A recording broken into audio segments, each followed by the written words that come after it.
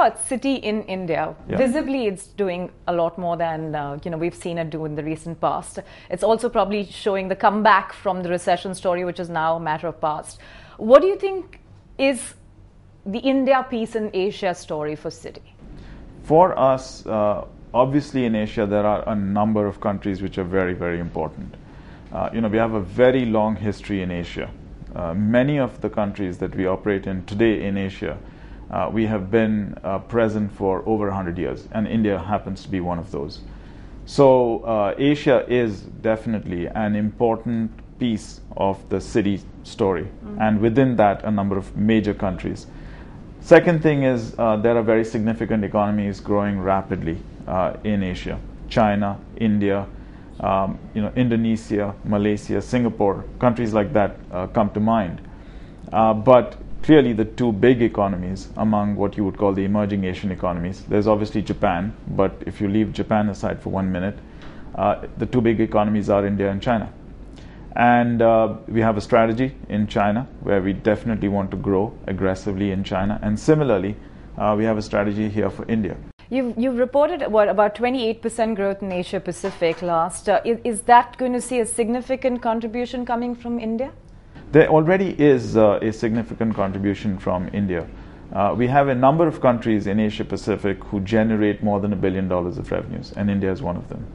So India is a large contributor to Asia Pacific as a whole, yes. What's going to be the game changer in the next 12 to 18 months from the India standpoint? I'm guessing getting aggressive in India is also subject to regulations and expansion, branch expansion that has to be given a go-ahead from the RBI. Yes, I think there are 2-3 things that we are looking at in India. Firstly, if I can say that on the investment banking side, I think through the crisis we've done extremely well. Our market share and our leadership position in investment banking, equities, fixed income, debt, dollar debt, and M&A has withstood competition, and some very fierce competition, as you know. So on the investment banking side, the story is very good. We are really considered as the lead investment bank for India. Secondly, on the corporate side, we've had a very long history with dealing with the large local Indian corporations, the public sector, and we've almost become the go-to bank for subsidiaries of foreign companies that operate in India. So that on the corporate side also has held up extremely well for us, notwithstanding the crisis of 2008 to 2010. Consumer banking, which for us was a more recent entrant. We started consumer banking only in 1985. Right. I think that's where we suffered the most. As you know, the consumer credit cycle went into some problems through 2008 and 9. We were naturally a part of that. And so we've spent the last 18 months really rebuilding the consumer business here, rebuilding the brand, focusing once again on the target customer base that we want to deal with, focusing on the cities in which we want to be considered major banks. So what's the thinking on that? So in terms of the expansion on consumer lending, what is the expansion plan there? You mentioned some new cities coming up. What kind of outlook do you have there? Well, cards has always been one of our core products on the consumer banking side, and that's something we will continue to promote. As is being reinvented? Yes, as is being reinvented. We'll come up with new brands, new proposals, new propositions, new value propositions for clients. I think clients are getting much more discerning about the brand, about the value that they get, the true value that they get from the card. And so we're going to focus on the card a lot. Personal loans, I think that's where we had most of our problems, unsecured personal loans. Right. And we are working with our colleagues in the industry. We're working with regulators to try and have a much more robust credit bureau in India. Clearly, India is a consumer-led economy, and for consumer spending, you need consumer finance. So, whichever way you look at the economy in India, consumer finance is going to be an important piece of the business. Can we assume that really the piece that Citi now wants to focus on to reinvent is this piece, of consumer finance? Consumer finance, but in a much more disciplined way than we did in the past. So how is that disciplined way actually going to come across? Because I'm trying to understand, given that there is competition, and you just said that there is going to be competition, India is a very vibrant market for the banking sector. Do you think the late mover advantage at this time, because it has sort of had hiccups, would be a bit of a challenging part for Citi? Look, we have got formidable competitors in the market, and there are several of them, private banks, some of the state-owned banks are, I would say, formidable competitors. However, we do believe there is a niche for us. We are going to focus on several cities within India for launching the consumer product, this unsecured loan product as we call it. We believe that we can come out with a value proposition which can be attractive for the right clientele. Obviously, everybody's going to target the same clientele, but I think we've proved in other markets, both in Asia as well as elsewhere, that the brand can attract a higher end clientele, and that's something that we're working on. We are also increasing what I call the touch points. As you know, there are restrictions on how many branches we, as well as other foreign banks, can open in India, and that's a dialogue. That's an ongoing dialogue.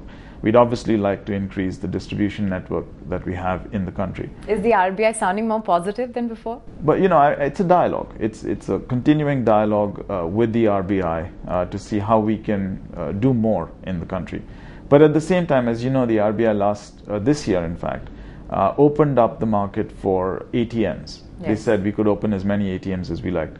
In the last 6 months, we've opened something like 150 ATMs. And we will continue to do that because we want to be seen in these cities. We want people to be able to say, this is Citibank, and they can see it, they can touch it.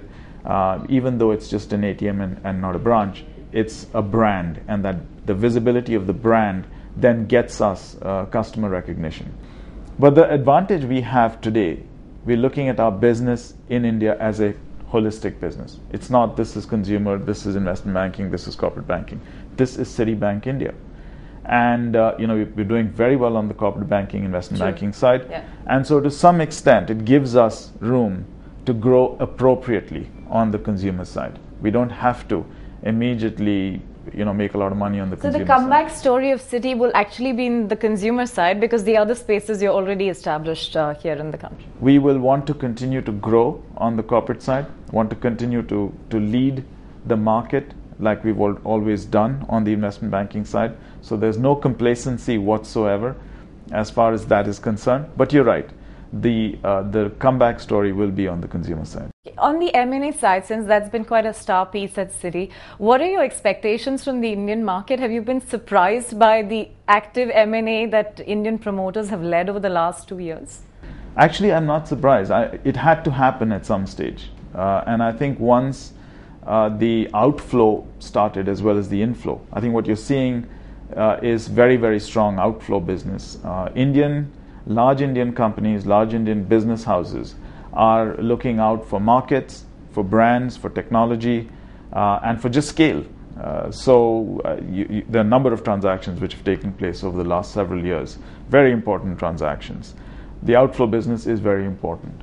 And I think that's where we can play a big role. So some good figures recently have been $150 billion worth of capital raising in the region in the year that's just gone by. Yes. Would 2011 look to at least match that? I hope so, because we are banking on a strong capital market in India. And I think it will be. I think the government will continue privatizing. A couple of deals which are already in the pipeline. We've managed to get one of them. Right. And we will see that increasing and accelerating, I hope. A number of Indian companies who are looking to make acquisitions will continue to raise capital in the domestic market as well as internationally. So I think we'll see a strong 2011 as far as capital. Capital raising would probably be a better piece than the M&A side in the Indian context? They'll both be linked. I mean, if you do a large transaction, a large M&A transaction, you have to follow it up with capital raising. But you can do capital raising without doing an M&A, obviously. I think there's a lot of work going on infrastructure in India. I think we'll see a lot of money going into the infrastructure sector.